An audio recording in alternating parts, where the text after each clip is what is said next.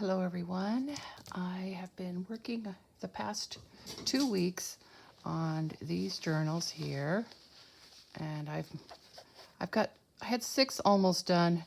I decided to just concentrate on these 5 and get them finished in time for market this weekend. So these 5 are done and the other one's almost done. So I thought I would just show them like 2 at a time. So I'll start with these 2 first ones here. They're kind of small. Whenever I see these little cookbook pamphlets, I get them. I love them. I love the colorful pictures, the covers, and they're old and just really neat to look at. So start with the smallest one. This one is called Dainty Desserts for Dainty People, and I thought it was so cute, and I love the picture. So I took the pamphlets apart. I split the seams, the center, and then I gave myself an extra about 3/4 inch of extra spine I added in. And that was just to give me a little more room. And you can see that this allows me to get more pages in there, and I don't feel like I need a closure on it. So then on the seam down the middle, I just made this kind of a snippet roll thing, just lots of scraps of material stitched together, and I liked how that looked. And then on the inside, it's fabric. So let's just flip through these. This one here is kind of stiff here on the cover. I actually used an extra piece of cardboard on this one, and on the others I didn't, so they're a little softer. So this is fabric on the inside. It's all stitched, and a stitched pocket. And in the pocket is a little tag with some seam binding. And then I made a bunch of these paper-covered paper clips. I think there's a tutorial out there about it, and I can't remember the name of the person, but they're called no snag paper clips because they're covered with paper on all sides, so they slide on and off really easy. And I think that's great. So this is just a little card. There was a little thank you note that a grandma wrote to her grandson. I thought that was really sweet. So that's there. And then this is some vintage wallpaper. And it is backed with some tissue paper to give it some strength so it doesn't crack, and because it does. It's like from the 30s, so it's very old and fragile. In each of these, since they were basically cookbooks, I dug into my old recipe box and I put one of my mom's recipes in each one. This one is spicy raisin rocks. These were all handwritten by her, probably, oh my goodness, maybe 50 years ago. And she made a little box of her recipes for each of us kids, and there were 4 of us. And I thought that was so sweet. This is actually one I don't usually make, so I decided I could part with it. I have a few favorites though. And just a tea-stained index card. And this is actually some old wrapping paper. It was a wrapping paper sample book. My sister found it at a yard sale, and I put a piece of it in each of the books, and I just think it's so pretty, but kind of fragile. So in this one, I actually just folded up the edges all the way around and glued them down just to give it a little extra strength. This was an ad for a brand of dinnerware, and here's a little part of the catalog here with all the parts you can order and the prices.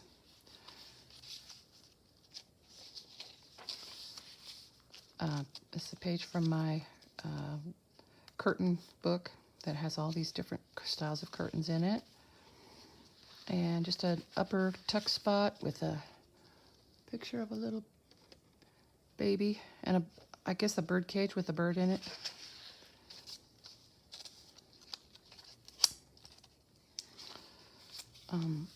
So this was the packaging from a 15-cent seam binding, and I just made it into a belly band, and Inside is a print of one of my sister's paintings. And this postcard.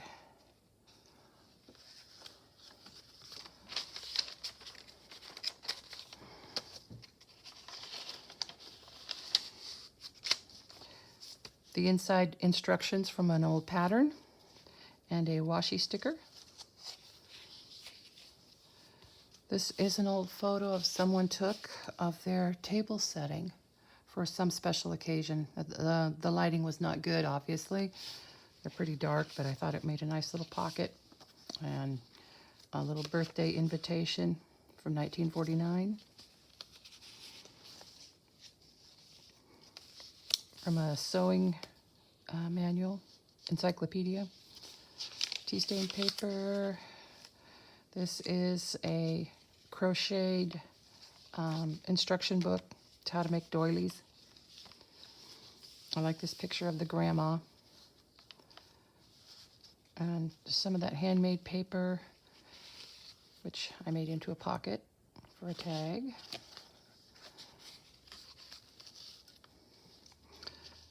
This is from a book I picked up in a thrift shop.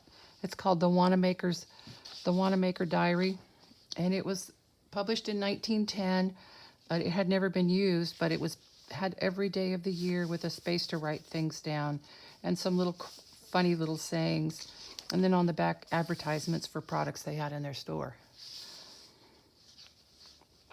So music paper, folded that up and made a little pocket for one of those little Momo cards.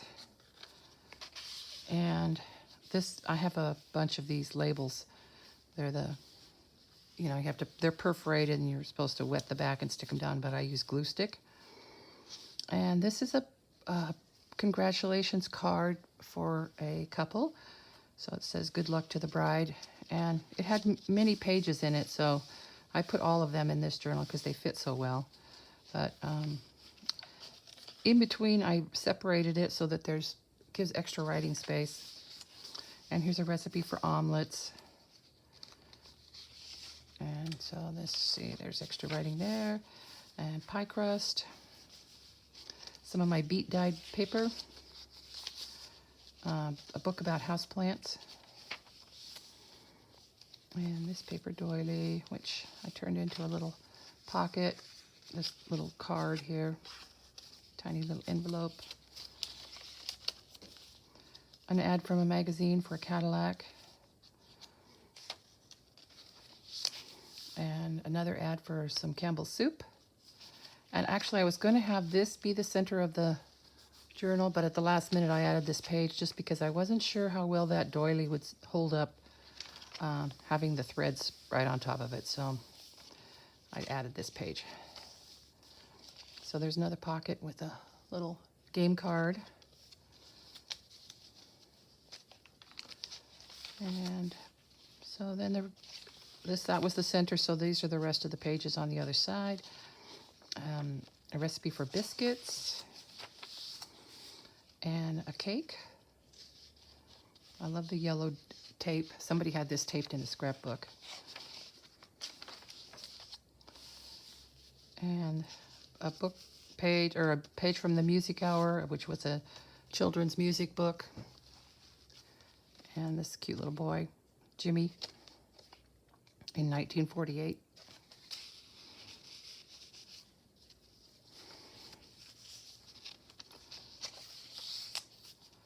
So these are the shoes they wore in 1910. They don't look very comfortable. Another pocket with a butterfly card, journaling card.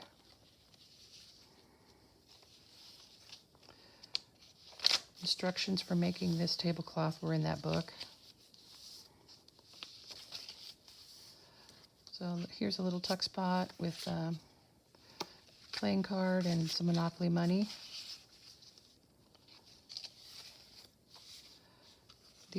These were place cards. I got a bunch of them at an estate sale. And I don't think they're that old, but I like the style of them. And then I just kind of turned them into tuck spots.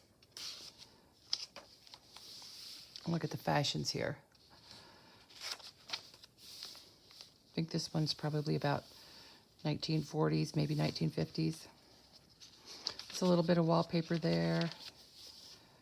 The curtain book. I like how she's kind of peeking there. This is actually a print of the cover of another one of the books. And it has a little tag in here. This just fits nicely. And this old book page here, I just stitched it on. There's the rest of the wrapping paper. And in the back, another tag.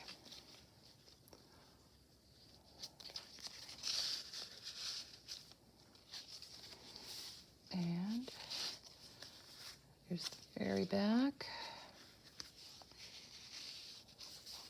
This is actually a piece of a Acantha quilt. As you see the stitching in it. Okay, so that's the first one, and then I'm just going to show one more, and then I'll do another video. So this is the Humpty Dumpty Mix and Fix Cookbook.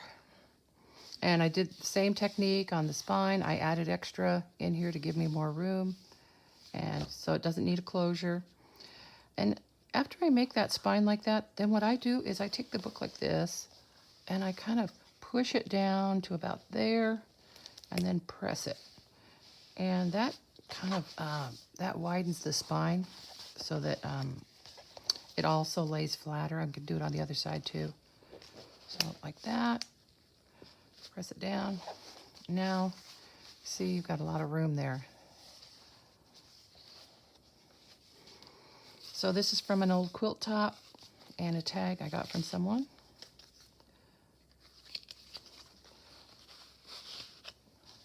Some very thin handmade paper, but it's very strong. It's got a lot of fibers in it. Another one of the place cards with this little tag, collage tag. I like having the ribbons hanging out. On 1957 calendar.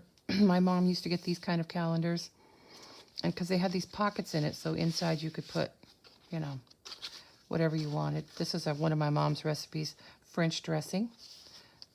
Some of the things just have no measurements. You just put them in to taste.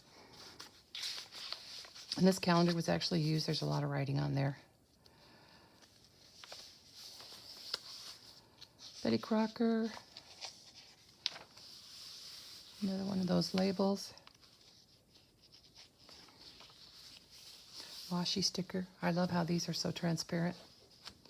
So this is wallpaper stitched to a piece of handmade paper. I like how it says join here, and that's where I joined it. So in the little tuck spot I made is a print of one of my sister's paintings. I love this one. Isn't that pretty? And a page from the Wanamaker Diary. There's a petticoat and a furrier. Look at all the different furs. Ermine, mink, chinchilla. Azaleas from the plant book. And a picture from a children's book that I used to make a pocket for a postcard. And a game card. I chose the monkey because there's a monkey on the cover right there. And, okay, I lost my place. And some Monopoly money.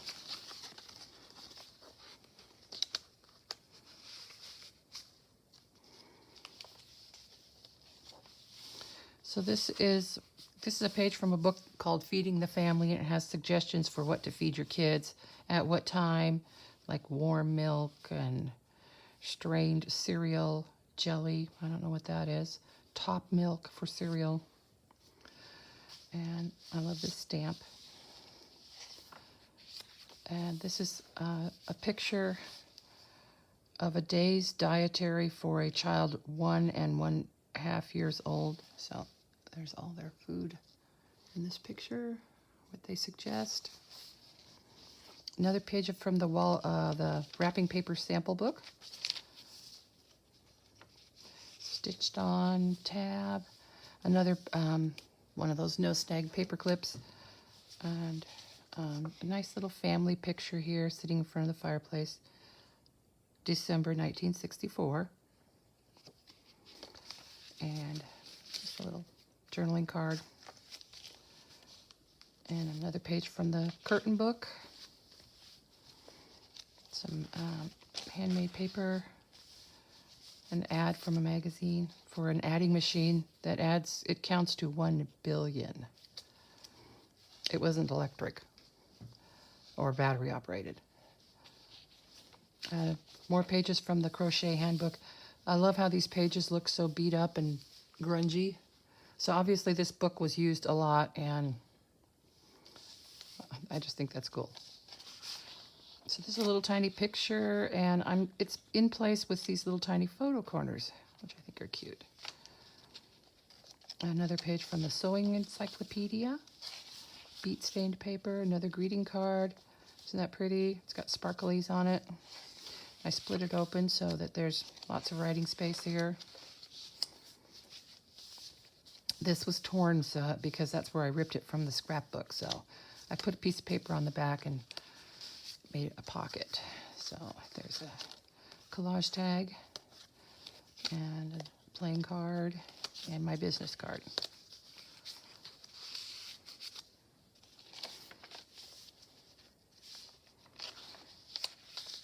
That's one of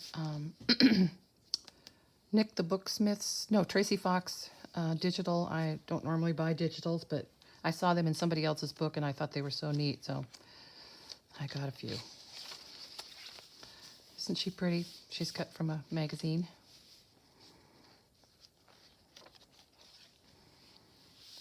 Washi sticker. More curtains. Here's this lady showing color samples. Stitched on piece of Kentha quilt. And here's a chart for food for the 2 to 2-year-old child. I made a pocket out of it, and inside is a postcard from the Moulin Rouge and a little pretty little card. Hasn't even been used.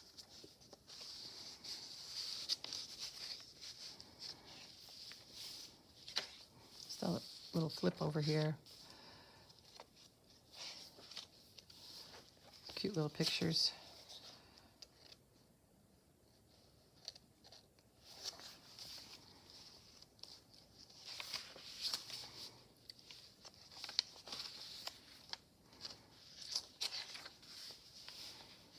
And that's that's not the end yet. Isn't that pretty? This is one of those rice paper decoupage sheets. You use a water brush to tear the pieces apart and then glue them down, and they just kind of, the edges just kind of disappear. It's so pretty. There's the rest of that calendar. And this pocket with this picture of Lucille Ball from the I Love Lucy show. She's trying to figure out how to use a sewing machine. And then this is a copy of an ad. I thought that was kind of funny. And so this is just an old book page. And inside just some writing paper. It's like a little booklet for writing.